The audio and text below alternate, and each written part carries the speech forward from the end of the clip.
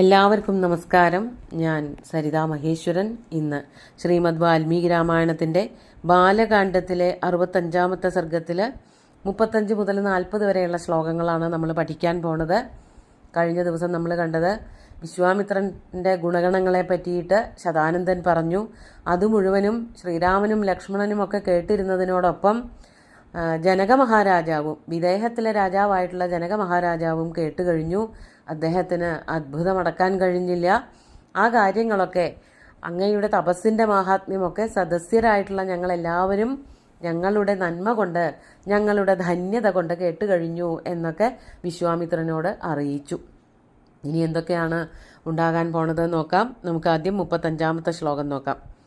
അപ്രമേയം തപസ്തുഭ്യമപ്രമേയം ച തേ ബലം അപ്രമേയ ഗുണാശ്ചൈവ നിത്യം തേ കുശികാത്മജ.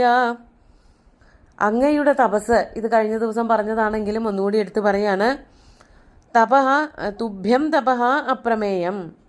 അല്ലയോ ബ്രഹ്മർഷേ, അങ്ങയുടെ തപസ്, അങ്ങ് ചെയ്തതായിട്ടുള്ള തപസ് അപ്രമേയം, അളക്കാവുന്നതല്ല. അതുപോലെ അങ്ങയുടെ ബലം, ബലം എന്ന് വെച്ചാൽ ശാരീരിക ബലം എന്നല്ല, അങ്ങനെയും വേണമെങ്കിൽ എടുക്കാം. മാനസികമായിട്ടുള്ള ബലം, തപസ്സിൻ്റെ ബലം, ഇതൊക്കെ ആവാം. ആ ബലവും ഒട്ടും അളക്കാവുന്നതല്ല. അതുപോലെ അപ്രമേയ ഗുണാഹ ചൈവ, അങ്ങയുടെ ഗുണഗണങ്ങളും അളന്നെടുക്കാൻ പറ്റാത്തതാണ്.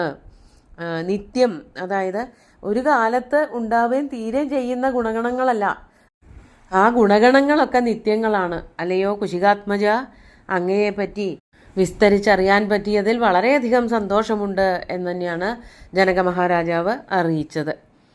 തൃപ്തിരാശ്ചര്യഭൂതാനാം കഥാനാം നാസ്തി മേ വിഭോ കർമ്മകാലോ മുനിശ്രേഷ്ഠ ലംബതേ രവിമണ്ഡലം ശ്വഃ പ്രഭാതേ മഹാതേജോ ദ്രഷ്ടുമർഹസി മാം പുനഃ.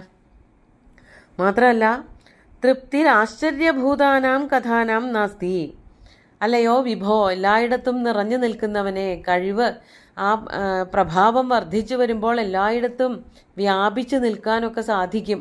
അതുകൊണ്ടാണ് ജനക മഹാരാജാവ് വിശ്വാമിത്രനോട് വിഭോ, അല്ലയോ പ്രഭോ, അങ്ങയുടെ ഗുണഗണങ്ങളെക്കുറിച്ചുള്ള കഥകൾ എത്ര കേട്ടാലും മതിയാവില്ല. അതാണ് ആശ്ചര്യഭൂതാനാം കഥാനാം തൃപ്തി മേ നാസ്തി.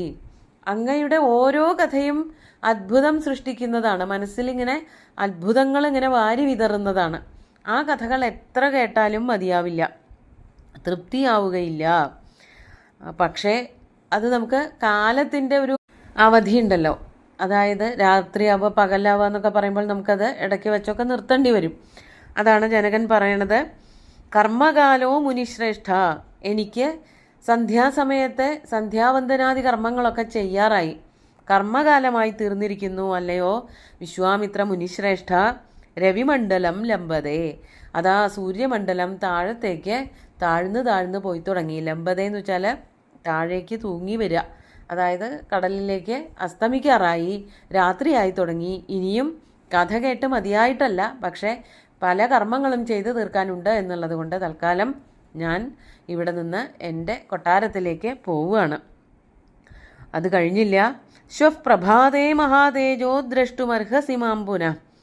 നാളെ രാവിലെ, ശ്വഃ പ്രഭാതേ, നാളെ വെളുപ്പാങ്കാലത്ത്, മഹാതേജസ്വിയായിട്ടുള്ള അങ്ങ് എന്നെ വന്ന് കാണുക തന്നെ വേണം. ദ്രഷ്ടും അർഹസി, മാം ദ്രഷ്ടും അർഹസി, പുനഃ, വീണ്ടും അങ്ങ് എന്നെ വന്ന് കാണണം.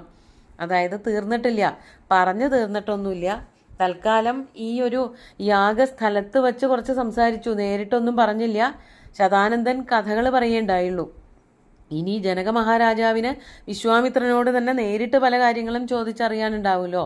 അതിനു വേണ്ടിയിട്ട് അങ്ങ് കൊട്ടാരത്തിലേക്ക് നാളെ രാവിലെ തന്നെ വരണം എന്ന് വിശ്വാമിത്രനോട് പറഞ്ഞുകൊണ്ട് ജനക മഹാരാജാവ് കൊട്ടാരത്തിലേക്ക് പോവുകയാണ്. സ്വാഗതം ജപതാം ശ്രേഷ്ഠ മാമനുജ്ഞാതുമർഹസി ഏവമുക്തോ മുനിവര പ്രശസ്യ പുരുഷർഷഭം വിസസർജാശു ജനകം പ്രീതം പ്രീതമനാസ്തദാ. സ്വാഗതം ജപതാം ശ്രേഷ്ഠ. ജപതാം ശ്രേഷ്ഠൻ എന്ന് പറയുന്നത് ധാരാളമായിട്ട് ആവർത്തിച്ച് കാണുന്ന ഒരു വാക്കാണ്. മുനിമാർ മന്ത്രം ചൊല്ലി തപസ് അനുഷ്ഠിക്കുന്നവരെയാണ് ജപതാം ശ്രേഷ്ഠന്മാരെന്ന് പറയണത്. അങ്ങനെയുള്ള അല്ലയോ മുനിശ്രേഷ്ഠ, അങ്ങയ്ക്ക് എൻ്റെ കൊട്ടാരത്തിലേക്ക് എപ്പോൾ വേണമെങ്കിലും വരാം. സ്വാഗതം. മാം അനുജ്ഞാതുമർഹസി, എന്നെ ഇവിടെ നിന്ന് വിട ചൊല്ലാൻ അനുവദിക്കൂ. മാം അനുജ്ഞാതും, എനിക്കിവിടെ നിന്ന് തൽക്കാലത്തേക്ക് വിട ചൊല്ലി പോവണം. അവിടെ ചെന്നിട്ട് കൊട്ടാരത്തിൽ ചെന്നിട്ട് പല കാര്യങ്ങളും ചെയ്തു തീർക്കാനുണ്ട്. ഇത് യാഗശാലയാണല്ലോ, യാഗശാലയിൽ നിന്ന് കൊട്ടാരത്തിലേക്ക് പോകാനുള്ള അനുമതി തരാൻ ജനകൻ വിശ്വാമിത്രനോട് അഭ്യർത്ഥിക്കുകയാണ്. ഏവമുക്തോ മുനിവര പ്രശസ്യ പുരുഷർഷഭം. ഇപ്രകാരം അപേക്ഷ കേട്ടിട്ട്, ജനകൻ പറഞ്ഞതായിട്ടുള്ള അപേക്ഷ കേട്ടിട്ട് വളരെയധികം സന്തോഷഭരിതനായി അദ്ദേഹത്തെ അഭിനന്ദിച്ചുകൊണ്ട് ആ പുരുഷർഷഭനായിട്ടുള്ള ജനകനെ പറഞ്ഞയക്കുകയാണ് വിശ്വാമിത്രൻ ചെയ്യണത്. വിസസർജാശു ജനകം പ്രീതം ജനകം വിസസർജ. പുരുഷർഷഭൻ, ജനകൻ, പ്രീതൻ എന്നുള്ളതൊക്കെ ജനകനെ ഉദ്ദേശിച്ചുകൊണ്ട് പറയാണ്.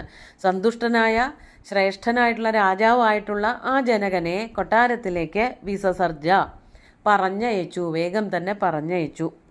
എങ്ങനെയായിരുന്നു വിശ്വാമിത്രൻ്റെ മനസ്സപ്പോൾ? പ്രീതമനാഹ, വളരെ പ്രീതി പൂണ്ട മനസ്സോടു കൂടിയിട്ട് ജനകൻ, പ്രീതനായിട്ടുള്ള ജനകനെ, സന്തോഷവാനായിട്ടുള്ള ജനകനെ കൊട്ടാരത്തിലേക്ക് പറഞ്ഞയക്കുകയും ചെയ്തു എന്നർത്ഥം. ഏവമുക്ത്വാ മുനിശ്രേഷ്ഠം വൈദേഹോ മിഥിലാധിപ പ്രദക്ഷിണം ചകാരാശു സോപാധ്യായ സബന്ധവ. വിശ്വാമിത്രോപി ധർമാത്മാ സഹ രാമഃ സ ലക്ഷ്മണ സ്വവാസമഭിചക്രാമ പൂജ്യമാനോ മഹാത്മഭി. ഏവമുക്ത്വാ, ഇപ്രകാരം പറഞ്ഞിട്ട്, അനുജ്ഞ നൽകണമെന്നൊക്കെ പറഞ്ഞിട്ട്, മിഥിലാധിപ വൈദേഹ, മിഥിലാധിപനായിട്ടുള്ള, മിഥിലാരാജ്യത്തിൻ്റെ അധിപതിയായിട്ടുള്ള വിദേഹനായിട്ടുള്ള ജനകൻ എന്ന രാജർഷി മുനിശ്രേഷ്ഠം പ്രദക്ഷിണം ചകാര. സോപാധ്യായ സബാന്ധവ മുനിശ്രേഷ്ഠം പ്രദക്ഷിണം ചകാര. ഉപാധ്യായന്മാരോട് കൂടിയിട്ട്, ബന്ധുക്കളോട് കൂടിയിട്ട് വന്നവനായ ആ ജനക മഹാരാജാവ് മുനിശ്രേഷ്ഠനായിട്ടുള്ള വിശ്വാമിത്രനെ പ്രദക്ഷിണം വച്ച് നമസ്കരിച്ചിട്ടാണ് തിരിച്ച് കൊട്ടാരത്തിലേക്ക് പോയത്. ആദ്യം അനുജ്ഞ തരണമെന്ന് പറഞ്ഞു, അനുജ്ഞ കൊടുത്തു. വേഗം തന്നെ എല്ലാവരും കൂടിയിട്ട്, ശതാനന്ദനടക്കമുള്ളതായ പുരോഹിതന്മാരൊക്കെ ഉണ്ട്, അവരെല്ലാവരും കൂടി വന്ന് വിശ്വാമിത്രനെ പ്രദക്ഷിണം വച്ച് നമസ്കരിച്ചിട്ട് കൊട്ടാരത്തിലേക്ക് തിരികെ പോയി. അങ്ങനെ വിശ്വാമിത്രൻ അപ്പോൾ എന്ത് ചെയ്തു? ധർമാത്മാവായിട്ടുള്ള വിശ്വാമിത്രൻ രാമനോടും ലക്ഷ്മണനോടും കൂടിയിട്ട്, സഹരാമ സ ലക്ഷ്മണ, രാമനെയും ലക്ഷ്മണനെയും കൂട്ടിയിട്ട് സ്വവാസം അഭിചക്രാമ പൂജ്യമാനോ മഹാത്മഭി, മഹാത്മാക്കളാൽ പൂജിക്കപ്പെടുന്നവനായിട്ട്. ആ യാഗശാലയിൽ എത്രയോ മഹാന്മാരായിട്ടുള്ള ഋത്വിക്കുകളൊക്കെ ഉണ്ട്, എത്രയോ തേജസ്വികളായിട്ടുള്ള ഋഷിവര്യന്മാരുണ്ട്, ബ്രാഹ്മണരുണ്ട്, അറിവുള്ളവരുണ്ട്. അവരാലൊക്കെ പൂജിക്കപ്പെടുന്നവനായിട്ട് വിശ്വാമിത്രൻ തൻ്റെ വാസസ്ഥാനത്തേക്ക്, എവിടെയാണോ തനിക്ക് താമസ സൗകര്യം ഒരുക്കിയിരിക്കുന്നത്, അവിടെ പോയിട്ട് വിശ്രമിച്ചു. സ്വവാസം അഭിചക്രാമ, അവിടേക്ക് പോവുകയും ചെയ്തു എന്ന് പറഞ്ഞിട്ട് ഈ സർഗം അവസാനിപ്പിക്കുകയാണ് വാൽമീകി മഹർഷി. അങ്ങനെ ജനക മഹാരാജാവിനെ വിശ്വാമിത്രൻ പറഞ്ഞയച്ചു. വിശ്വാമിത്രൻ രാമലക്ഷ്മണന്മാരെ കൂട്ടിയിട്ട്, വിശ്വാമിത്രൻ്റെ കൂടെ ഋഷിമാരൊക്കെ വന്നിട്ടുണ്ട്. അവരുടെ കാര്യം ഈ ഒരു ഋഷി കുലത്തിൻ്റെ കൂട്ടത്തിൽ, അല്ലെങ്കിൽ ഋഷിമാർ കുറേ പേര് അവിടെ ഉണ്ടല്ലോ, യാഗം ചെയ്യാൻ വന്നിട്ടുള്ളവരുടെ കൂട്ടത്തിൽ നടക്കും. പക്ഷേ ഇത് രാജകുമാരന്മാരാണ്, താൻ ആവശ്യപ്പെട്ടിട്ട് ദശരഥൻ വിട്ടു തന്നവരാണ്.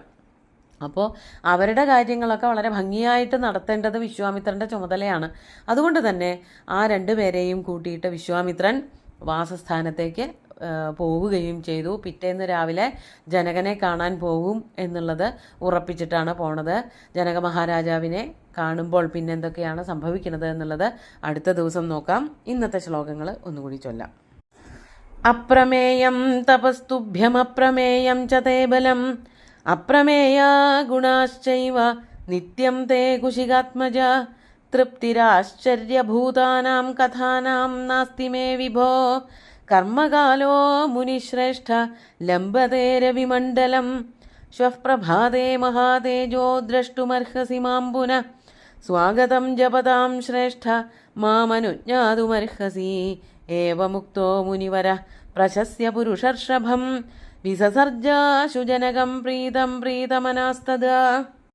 ഏവമുക്ത്വാ മുനിശ്രേഷ്ഠം വൈദേഹോ മിഥിലാധിപ പ്രദക്ഷിണം ചകാരാശു സോപാധ്യായ സബാന്ധവ വിശ്വാമിത്രോപി ധർമാത്മാ സഹ രാമഃ സ ലക്ഷ്മണ സ്വവാസമഭിചക്രാമ പൂജ്യമാനോ മഹാത്മഭി.